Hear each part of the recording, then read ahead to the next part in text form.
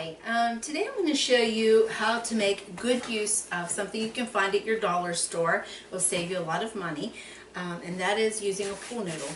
We're going to make a wreath form from a pool noodle, and you'll want to grab these up in the summertime while they're still available. They're $1 at your dollar store. We also have a store called Five Below. They're longer. If you have a Five Below, they're almost 60 inches long. They're a few inches shorter at the dollar store. So what we're going to do is we're going to take a dowel rod, and this is 7/16 of an inch in diameter. You want to cut off a chunk that's about 3.5 to 4 inches long. I used this saw, which my husband told me is the wrong saw to use because you're supposed to use the one that has like the solid blade. But when I went to the garage to get the solid blade, there was a spider web on it, so I didn't get that. So we're going to work with this. What you're going to do is you're going to cut your pool noodle to approximately 3 times the diameter. So if you want a 12-inch frame, or a 12-inch, okay, it'll come to me, 12-inch wreath, you're going to cut it to approximately 37 inches. You'll take pi times your diameter, and pi is 3.14.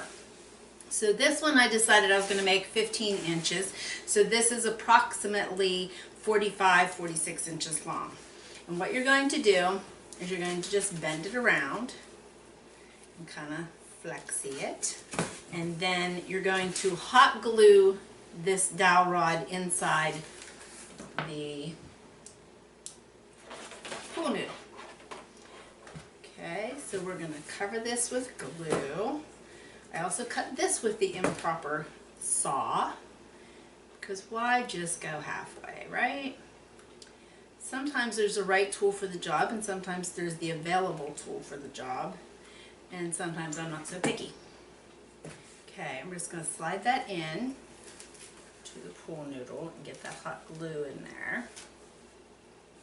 Okay, and then we'll come around, do the other side, maybe stick it to yourself if you're doing it right.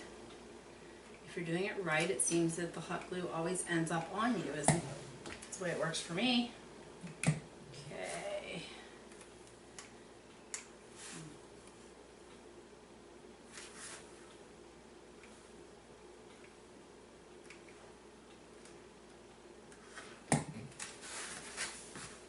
I'm going to get in there as fast as possible because it cools quickly. Now I've tried this with other ways, like I've tried using duct tape, and it doesn't hold. It just slides away and then everything's sticky. So what you might want to do is just take some thread and kind of hold this together while it cools in this shape, and then later on you can work on the other shape just to give it a good bend so that it looks a little round.